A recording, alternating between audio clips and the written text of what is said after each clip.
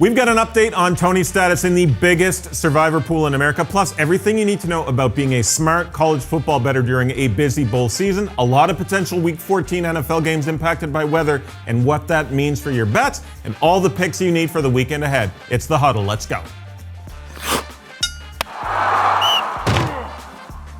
What is up, everybody? Welcome to episode 11 of The Huddle, and Tony, just like my favorite 90s R&B group. Now, before we get into anything, we put a little video package together, so if we could roll that, please. 9,267 people started. We're down to 80. I've got 2 of those entries left. Sell now, take your money. So really, the teams that we're looking for, Chargers on the road at New England, Bucks, who are going to be going up against the Panthers. Do you trust the Falcons against the Jets? Sell now, take your money. And then you've got the Steelers against the Cardinals as well. Sell now, take your money. The other game we got here is Monday night, Jacksonville hosting the Bengals. My thought process for you, Tony, is sell. Confidently right now, I feel like I could get $100,000 each for these. So $200,000, I feel like I could get. Sell now, take your money. An absolutely horrific, not just the fact that the Bengals-Jags game especially, just some horrific luck in the biggest survivor pool in America. What's the vibe like, Tony? What's the mood after your 2 entries lost on the weekend? Man, first of all, how much did Ryan Hogue pay you guys to come up with that package? He's got to be loving this right now. Oh, man, it's tough. No doubt about it. It was a tough weekend. Both my starting quarterbacks went down in those games. I mean, I hate to make excuses, and I don't want to make this a pity party, because the truth is a lot of the people in this pool before me that were eliminated were also eliminated because of bad luck reasons. But definitely tough. Like you said, the Jags game was especially tough with it being overtime. You never feel comfortable in overtime in a survivor pool because ties lose, for people who don't know. And then, Lawrence was out. So being a former 49er fan, I didn't have a lot of faith in CJ Beathard to get the job done there. So that game, I felt like I was in trouble when the Jaguars' first big pass, bam, 30, 40, 50-yard pass to Christian Kirk, and then he gets up limping, holding his groin area, and I'm like, oh, gosh. I just lost the Steelers game, in my opinion, because my quarterback got hurt, and now I've got an injury already in this game, a significant one. So it was tough. What's the vibe? I mean, I'm licking my wounds, man. It's tough. I'm trying to stay positive. Trying to focus on the positives here. I did put some hedge bets in, so I'm up a little bit of money. But at this point, it's not even about the money. It's about I could have won X amount of dollars, and the dream kind of being crushed. So a lot of emotions. I've had a couple days here to lick my wounds, but it's also weird not being in that survivor routine, because when you're in a contest like this, especially toward the end, you view everything through the lens of survivor. News breaks. Oh, quarterback's out. This offensive lineman's hurt. Immediately, of course, I'm doing my handicapping on the side as well, but immediately I start thinking survivor, and it's weird not having these entries to nurture every day. Well, does it change your approach to capping, like the weekend's board in the NFL, or is it sort of business as usual on that front? No, it's a huge change. I mean, just in terms of the amount of time that I'm focusing on each game, because survivor aside, I like to kind of start with a full slate of 15 or so NFL games. You rule a couple out. You're like, I want nothing to do with that game. And you sort of hone in on, 6, 7 games that you like, and you start focusing a little bit more of those games. With survivor, there's games right off the bat that you absolutely are not touching for any reason. So you start going deeper. It's like more depth and less breadth. You start going deeper into certain games, trying to look for the angles you might not see coming, look for blind spots. And again, when you're not in survivor, you're kind of looking more at the breadth of more games, but maybe not going quite as deep, because there's only so much time in a week, right? we can't create extra time. So you got to decide how to spend that time. And with survivor, it was taking up a lot of my time. So we had a little fun. We knew you'd get a kick out of the little video we put together there. But in all seriousness, an incredible run. I believe the top 2 picks from the weekend were the Steelers and the Jags. And I think the field got trimmed down to 30, I believe. There's 30 correct? left now. Yeah, there's 30 left. In this whole journey, Tony, 2-part question. Any regrets? and any learns? Man, good questions. In terms of regrets, honestly, again, I don't want to make this like Tony's making excuses, but I really feel like it's like asking a poker player who loses a big pot with a 2-outer on the river, do they have any regrets? It's like, well, if I knew what was going to come, obviously I would have made a different decision. But if you put me in that same situation again, I would do the same thing. I really didn't see myself losing 2 picks in the same weekend. I was starting to warm up to the idea of selling after the Steelers went down. It was almost like a shock to the system, and it was a wake-up call like, hey, Tony, even if you handicap these games well, crazy stuff can happen. So I was having conversations with people close to me like, if I get through on this, maybe selling 25, 30% of the entry is a good idea, but I got to get through this Jags weekend. So I guess it depends on how you define the word regret. So of course, looking back now, I wish I had sold, but if you put me in that same situation again, I'd probably do the same thing because of the conviction that I had in those 2 games. In terms of a decision that I made that if you put me in the situation again, I wish I would have done it totally differently. I wish I would have hedged in a different way. So I hedged with the point spread. I'm almost embarrassed to say this, but I hedged with the point spread. I hedged plus 10 Monday night with the Bengals and plus 10.5. I bought a half point to get it up to 10.5.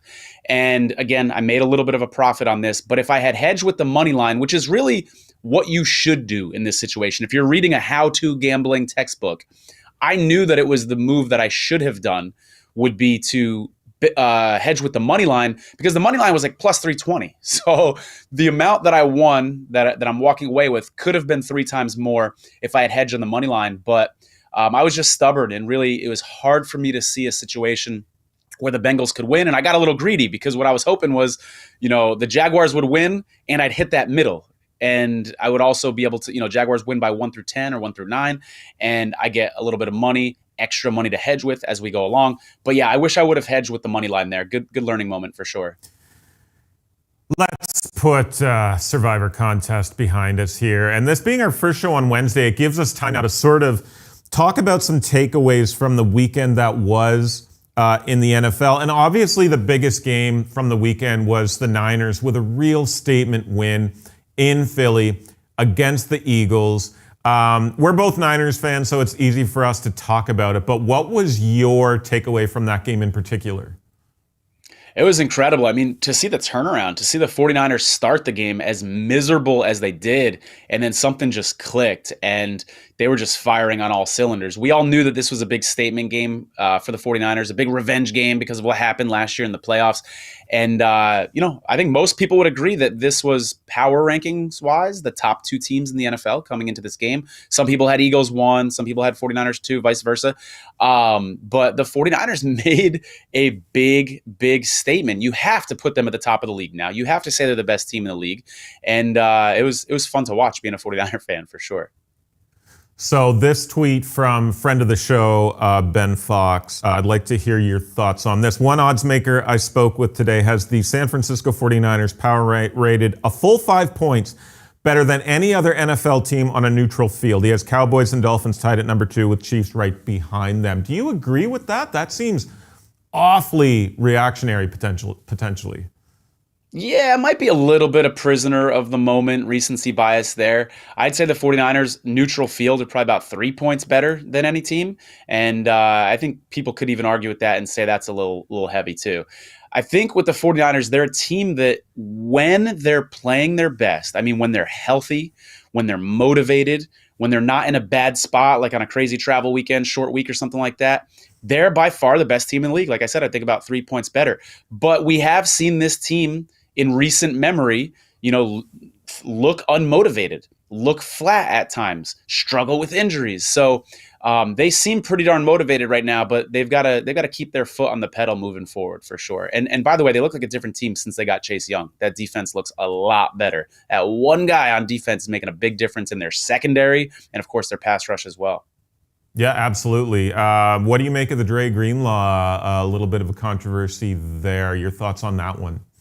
What's the Eagles security guy doing that close to the players? I mean, come on. Certainly, I'm not going to defend Dre Greenlaw with his little love tap or whatever he did there, but come on. How can you defend this Eagles security personnel play guy like on that close to the field? Like, do your job, back up, and be between the fans and the players, not the players on the sideline and the players in the field. I think that dude is just outrageous, and he's getting all the headlines this week for all the wrong reasons, and I think he should be embarrassed, frankly. Yeah, 100%. You can't get your hands up in a player's face like that either and not expect a guy in the heat of the moment to not react. I want to talk about that Monday nighter because we got the Trevor Lawrence injury. Former 49ers legend CJ Beathard, the backup there in Jacksonville. Thoughts on the Jags moving forward? I mean, they've got a couple tough games on their schedule, and then they've finished with a couple of easy games. So, you got the Browns coming up, really difficult defense to play against with a backup quarterback. I'm worried CJ Beathard might look like a pinata in this game. I mean, the one good thing that you can say about CJ Beathard is he's tough and he can take a hit. And that can work against him sometimes because he can almost get too beat up to the point where, he's got nothing left and he doesn't take himself out of the game because he's, limping around. And so I worry about him in that game. We've seen Lawrence play through pain. We've seen Lawrence with a leg brace on. So I think if there's even a, 5% chance of this guy playing, if doctors say it's okay for him to play, he's going to be in there. And maybe we see a less mobile Trevor Lawrence. But would I take a less mobile Trevor Lawrence over a, fully mobile CJ Beathard? Of course, So these are trying times for the Jaguars. I think they just need to kind of hold on for dear life. I think if you gave them a truth serum, they would take a split in these next two games. They would be happy to go 1-1 in these next two games and then finish the season with a bit of a softer schedule. And then the other side of the ball there, Browning had a monster game, over 350 yards passing, had the touchdown. Thoughts on him now under center? Does that change the way we should be looking at the Bengals moving forward? Or do you expect, I think regression is clear, but do you expect the Bengals to revert to sort of, not a rollover team, but a team that you should fade or probably avoid betting altogether? So when Burrow went down, I had the Bengals out of the top 20 in my power rankings. I really was down on this team, hence the survivor pick, right? But I was really down on this team, and Browning proved me wrong. I mean, it was a funny game because his first few passes, his first 10 passes of the game, I was like, yeah, he's 9 for 9, he's 8 for 8, but these are all short passes. And then it's almost like he just got in a groove and he got comfortable. So I don't know if that was a strategic thing, by the offensive coordinator for Cincinnati to kind of, bring the secondary up and crowd the line of scrimmage. And then, hey, we know Browning can throw the ball. Or if he just got more comfortable as the game went on, or if the coaching staff got more comfortable with him as the game went on. But in any case, you went from saying, oh, this team doesn't trust this guy to throw to, wow, he looks like a Pro Bowler going up against a solid defense. So it absolutely changes things going forward. I mean, my perception of the Bengals being out of the top 20 in the power rankings, they're up, mid-teens now, 15, 16 now. And I think they're right in the thick of it. So if Browning can give them 80% of what he gave them in that game for the rest of the season moving forward, absolutely, they're right in it. Another team that seems to be right in it now is the Green Bay Packers. And it's very weird what has gone on with this team and Jordan Love in particular. They've won 3 straight, covered the spread in 3 straight, done so in 4 of 5. They're coming off a win, beating the Chiefs. So what are you seeing? What has gotten into A, this team, and B, quarterback Jordan Love? Yeah, let's talk about Jordan Love for a second. I mean, he started out the season looking like a bust. I said it myself. I thought this guy was a bust, and he's absolutely proven me wrong. They were taking a lot of deep shots early in the season. They were throwing bombs, and for whatever reason, they weren't connecting. Now, whether you want to blame a shortened preseason or whether you want to blame a lack of chemistry between him and his top wide receivers, I'm not sure. But they weren't connecting on those deep shots. And now it's like they can't miss at this point. Jordan Love is making incredible throws. And like you mentioned, they've won a couple games now, but they've won a couple games against good teams convincingly. They're not squeezing by. So the Packers, it seems like every year, December rolls around, there's that team that nobody wants to play. There's that team that it's like, if they make the playoffs, watch out. And I think that's the Green Bay Packers this year. Can you see them in the playoffs? They're 500 now. The Lions sort of, have that division all but wrapped up. But can you see the Packers sort of sneaking in? Absolutely. I love the Packers to sneak in the playoffs, and it's going to be in the wild card. I don't think they've got a shot at the division. I think they're too far back now, but they could sneak in and get a wild card. The tricky thing is, once they get to the playoffs, again, I still don't think you want to play them, even if they're the road team. But the Packers sure would like to get that division and have a playoff game or two in Lambeau moving forward. But it's not looking like that's going to happen. But still, I wouldn't want to play them. I wouldn't be excited if the 49ers, my team, was playing the Packers, in their first opening playoff game. That wouldn't feel good. They're hot right now. Oddshark had a tweet in regards to that 2020 quarterback draft class. Burrow first, Tua fifth, Herbert sixth. Love 26th, Hurts 53rd. So take those guys and rank them based on their ability in the NFL today.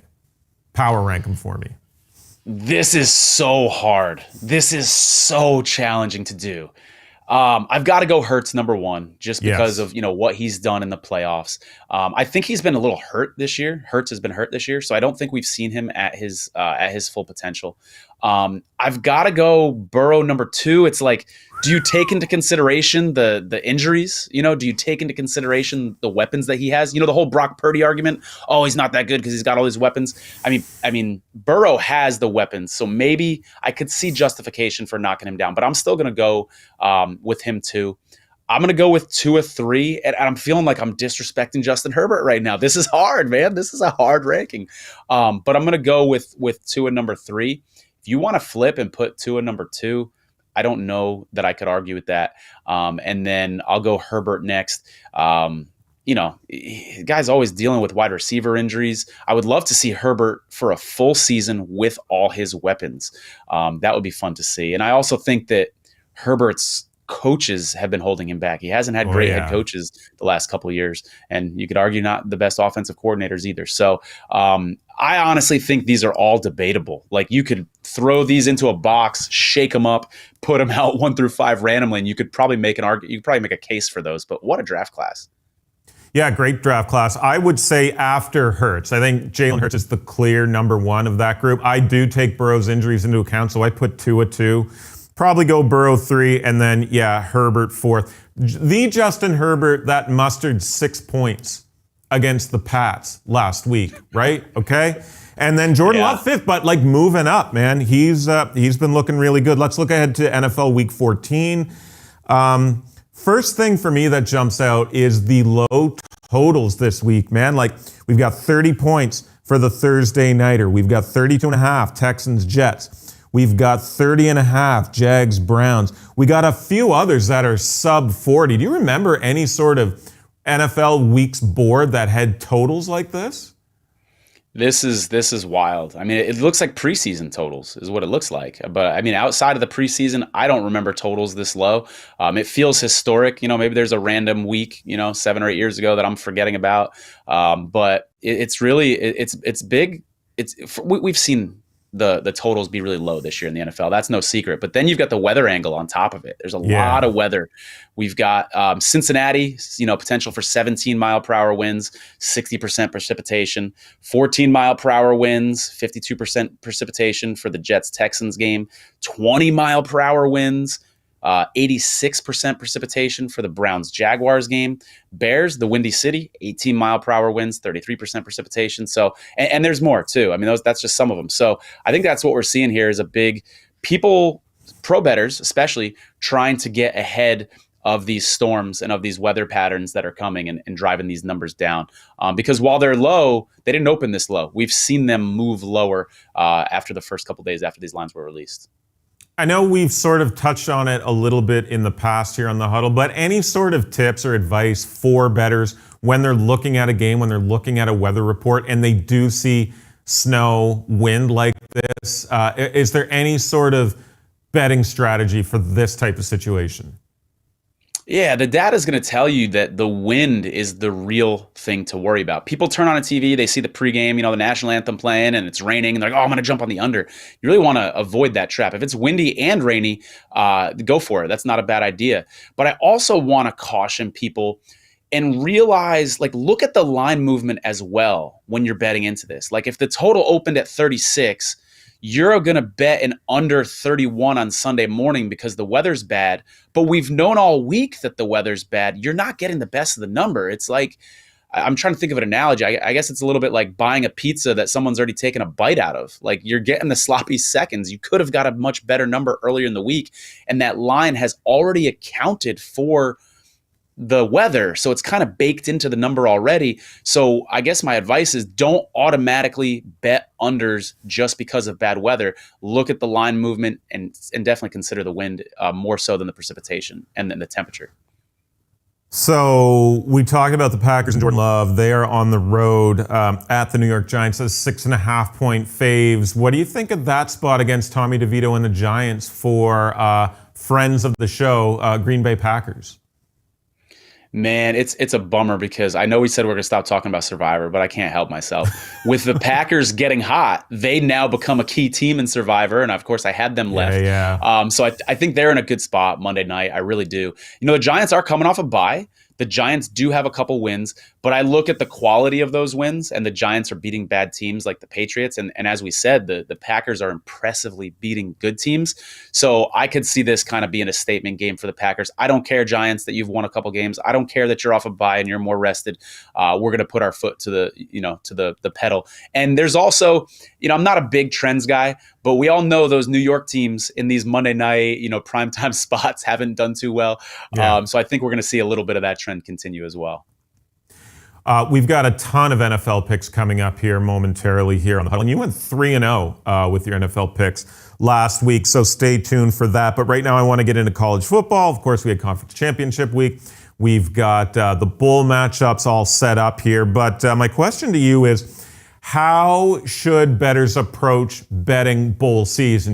There's going to be a ton of games in a short period of time here. So what's some advice from you, a seasoned bettor for sure, what's some advice that you can give to some newcomers to betting or newcomers to bowl season?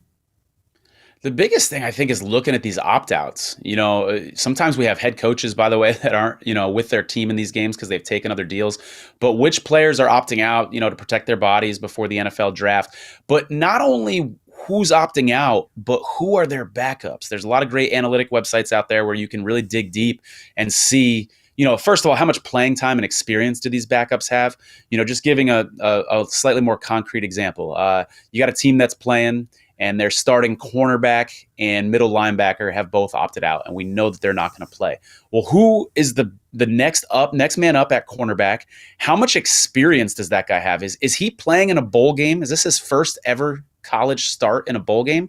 That would make me nervous. Or is this someone who's made several starts already this year when other guys were hurt, etc.? So that's the first thing. Who are the opt-outs? Who are the backup for the opt-outs? And just like we talk about cluster injuries, we don't want to have two linebackers are injured and a linebacker is opting out, because a lot of teams don't have the depth to kind of survive a situation like that. The travel schedule, with these neutral sites, sometimes these neutral sites aren't truly neutral. You got one team playing in their backyard and another team traveling across the country. And that not only affects potentially, a little bit of fatigue with the travel schedule, but more importantly than that, the crowd. If teams playing in their backyard, they might have sort of a home field advantage in a neutral site. So you certainly want to keep that in your mind. And then the motivation factor. Is this a school that's playing in their first ever bowl game? Or maybe they've played in a couple bowl games, but they never won a bowl game. I'm going to give a little bit of an edge in my handicapping to a team like that that has a motivation factor versus a team who is, disappointed to be playing in this bowl that nobody's heard of because they're used to playing in bigger bowls. So motivation factor is key. And then the last thing that I'll say, and this is so important, don't bet a game just because it's on television. Don't bet a game just because you're bored. And I don't want to shame people out there because I've done it before too. But if you're trying to build a bankroll and you're trying to sports bet seriously, I'm home on college break. I don't usually get to watch college football games. This is a treat, having a game on a Wednesday night. Might as well just throw a couple bucks on it. That's just a bad habit to get into. So bet games when you have conviction. I think that's especially important to remember during the bowl season. Excellent stuff. I want to talk CFP here. It's been in the news first few days of the week. And of course, my question to you is, was Florida State done dirty? Should they be in the CFP? The $1 million question. Yeah, they were done dirty. They were robbed. If I was a Florida State fan, I'd be irate. But should they be in it? Like, I see the committee's conundrum. Like, I get it. Like, Andrew, do you want to watch one of those semifinal games with Florida State in it? I think we all kind of know that's not going to be as competitive as a matchup. So it's like, what's the purpose of the committee? Are they truly there to pick the 4 best teams who have proven it throughout the year? Or do they have a little responsibility that nobody wants to talk about, which is providing us with games where more people are going to watch that are more competitive? Let me throw this scenario out there, though. This is their nightmare. How about one of these semifinal games? And I don't think this is going to happen, but how about one of these semifinal games is like, 41-3 or something like that? Because that's sort of their defense for, even though it may not be their official line of defense, that's sort of their defense that people are using to defend them for the decision that they made. Oh, this will be a better game. Well, what if it's not? Florida State's going to have even more beef at that point. And is a little part of me rooting for that chaos? I wouldn't mind seeing it. Yeah, I mean, I sort of agree. Yeah, Florida State was done a bit dirty, but you're going to get the better matchups with the 2 semis that they have. I think you got to give – it's the SEC factor, man. It's the premier conference in college football. Alabama won the conference. You got to give them a nod. Another question I have about Florida State is, if Jordan Travis is good enough that his injury warrants Florida State's omission from the CFP, why is Jordan Travis not among the Heisman Trophy finalists if he has that big of an impact on his team? Man, that's a really good point, Andrew. I haven't heard anybody raise that question. That's a really, really good point. Yeah, it's a shame we're not going to see him healthy and in one of these premier bowl games to kind of prove it at this point. Gosh, man, that's a really good point. Let me throw this scenario at you. Yeah. How about, again, my brain just comes up with these chaotic scenarios that I know aren't going to happen, but it's fun to think about. How about a last-minute opt-out for one of these starting quarterbacks in these games? Can you imagine? So oh my goodness! You hold Florida State back because they don't have a quarterback. So now we've got a Final Four, and then one of those players' agents or future agents says, "No, we don't want you playing in this game," and so you don't have a starting quarterback anyways. Could you imagine that scenario? Pure chaos. That would be hilarious. One more thing I want to talk about with college football. With Michigan, why are we sweeping their controversies and their issues from all year long under the rug and giving them the number 1 spot and, a pass to the CFP? Man, that's a fair question. That's a really fair question. We talked about how the 49ers are far and above the rest of the NFL. I don't think Michigan is. I think that those 4 are a lot closer together. And then if you want to sprinkle in some of that drama that you're talking about, I mean, these are not controversies like, head coach was having an affair. These are controversies that allegedly helped give them an edge against their opponents, performance enhancing, if you will. And so, I think that's a fair argument. That's a very, very good point, Andrew. And was it swept under the rug? It certainly seems like it a little bit. Yeah. We're going to have our good buddy Ryan Hogue on in a couple of weeks on the December 20th show. We're going to break all that down. Of course, he's a diehard Michigan fan. We'll break all that down when he's on. One more sort of topic before we get into the picks here. MLB free agency winter meetings. Obviously, Shohei Ohtani dominating the MLB news cycle. And of course, so odds on his next team, Dodgers minus 150, Blue Jays and Giants plus 400, Braves and Cubs 6-1. I know the Cubbies have sort of bowed out or basically bowed out of the running for Shohei, but where do you see this guy going at this point? And is there a chance that the Blue Jays get him? All the buzz seems to be around the Blue Jays, isn't it? I mean, it seems like that's the team that I'm hearing most, but that almost makes me think he's not going to the Blue Jays. Like these agents are playing chess, right? And so if he's negotiating with a team, the agent knows where Shohei wants to go. If let's say the Dodgers are that destination where Shohei wants to go, and I don't know that that's the case, but let's say that is, I could see the agent floating around the Blue Jays to try to increase the value. Oh, it's looking like the Blue Jays are going to be the team. We got a great offer from them. So I'm almost skeptical of that buzzy team right now at this point. I'll take the chalk. If you put a gun to my head and said, Tony, you have to place a wager on this, I'd probably go with the Blue Jays. But let me throw this angle at you. How about the futures market? The Blue Jays are 16-1 right now. If you disagree with me and you have conviction that he might go to the Blue Jays, do you put a little sprinkle on them early before the news comes out, knowing that those odds will definitely drop after they get Ohtani? Or just a little tip for bettors out there, if you've got notifications on your phone, when this news drops, he has officially signed with the Dodgers. He's officially signed with the Blue Jays. The first thing that you should be doing is rushing to your sports betting apps so that you can sprinkle in a little futures bet on that, because those odds will drop at that point. And the odds makers are a little slower on the futures markets. You know, if Deshaun Watson's hurt, they'll move those lines pretty quick, but you can get an edge on these odds makers on the futures market when news like this drops. I think the Blue Jays are a legit contender. Like, do you think he potentially, my rationale is that he can become a bigger star nationwide in Canada than he would as a member of the LA Dodgers, and his chance for endorsement deals and stuff like that through the roof in Canada? And I mean, Toronto's what, the fourth or fifth biggest market? They're owned by a billionaire telecom company. I don't know, man. I think there's a real possibility that, and I'm seeing reports that it could happen as early as today, as we sit here Wednesday morning. So there could be some news breaking here later on today. Tony, you went 3-0 with your picks last week. Get us started here with our picks for the weekend ahead here. What's your best bet from the NFL board? Well, let's start with this Thursday nighter. We got the Patriots and Steelers. Not going to be necessarily a fun game to watch, but I do think there's a good betting angle here. Betting the team total under 10.5 for the Patriots. I know it makes you nervous betting a team total this low, because you can always get a special teams touchdown or a defensive touchdown or something like this. But the Steelers defense is good. They got Minkah Fitzpatrick back. They're angry after last week, and this Pat's offense is just absolutely anemic. So it's hard for me to imagine them scoring a touchdown in this game.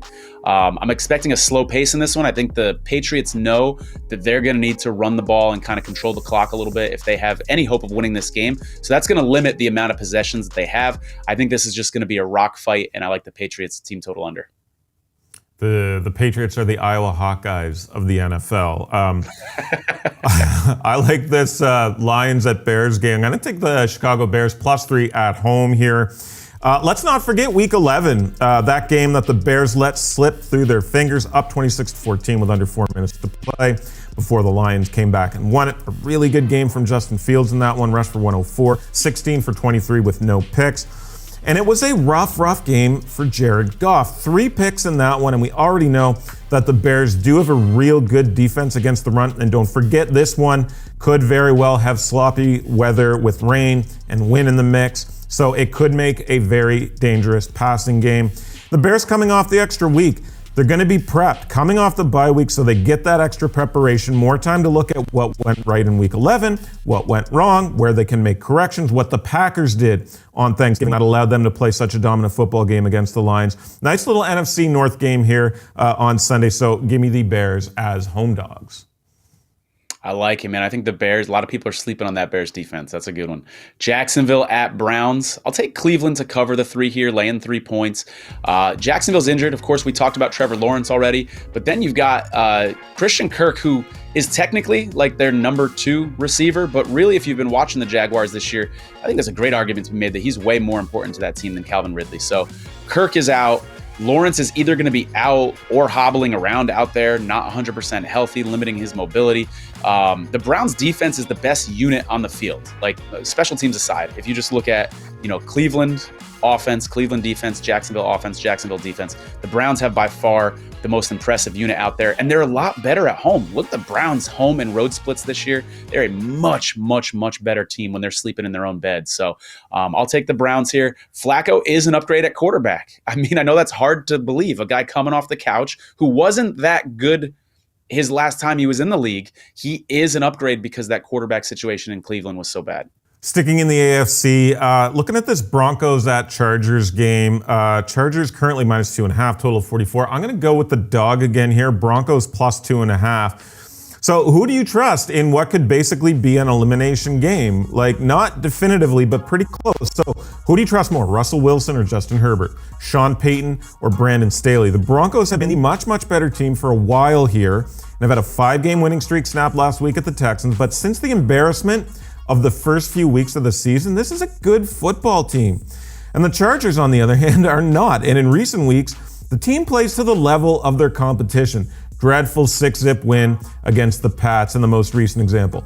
Lost by 3 or fewer to the Dolphins, Titans, Cowboys, Packers, and Lions. And this one has that same sort of vibe. But the mismatch in Russell Wilson versus that poor Chargers secondary will be the Chargers' undoing here. Chargers cannot stop the pass. Russell Wilson has been a solid QB this season. Top 10 in completion percentage and touchdown passes. Just the 7 picks. He does get sacked. He'll have to be careful against a pretty decent Chargers pass rush. But this one has Broncos field goal late written all over it. Give me the Broncos in this one. Yeah, you're going to be relying on old friend Mike McGlinchey at right tackle in that Broncos game going up against the tough Chargers pass rush. I like it. Rams against the Ravens. Yes, the Ravens are coming off their bye week here. Yes, they're more rested. But the Rams, I think, are going to be feisty in this one. They need this game bad, too. They're right in the mix of it in the NFC for a wild card playoff spot. And, you've got great backdoor cover potential here. Don't necessarily love the Rams to win this game on the money line, but if you're going to give me 7 or 7.5 points, and you've got those receivers with Matthew Stafford, I could absolutely see them covering in the fourth quarter. So way too many points in this one. Give me the Rams. Last one here is Thursday Premier League game. We've got Tottenham versus West Ham. I'm going to go over 1.5 in the first half at minus 115. One thing we know from Tottenham is that they come out firing. Sonny put them up 1-0 against Man City. Then they equalized with an own goal like 2 minutes after that. So 1 or more first half goals in 4 straight in Tottenham games. And then I think they'll get a little wind in their sails after the Man City game, and what a point that was to come back from down 2-1 and 3-2, scrape out a point at the Etihad Stadium. Sonny scoring yet again against Man City. Absolutely brilliant stuff. So I think this buoys them a bit here in a home game against a London rival. And with that London rival, West Ham, there are always goals when this pair meets up. 17 goals combined in 5 previous matches at Tottenham, including the League Cup in 2021. 2-0 Tottenham win in this fixture last season. I like Tottenham to come out flying once again. So there you go, 6 picks. Like I said, Tony went 3-0 last week, so you'd be advised to tail him here moving forward. Have you dabbled in betting the Premier League at all, Tony? No, you got to work on me a little more on that one, for sure. I got to build my confidence up to be making Premier League bets, for sure. I think that's what we got to do, especially when NFL season wraps up. We'll get you betting some Premier League. Thanks for joining us here. That's all the time we've got for you here on The Huddle. You're watching this on a Wednesday, of course, and we are coming out every Wednesday moving forward here. So next episode will be Wednesday, December 13th. Talking more NFL, more college football, and so much more. Follow Tony on Twitter at Tony's Market Tips and myself at Chalk_Ninja. Thank you so much for watching or listening if you're on audio here, and we'll see you next week on The Huddle. Good luck with your bets.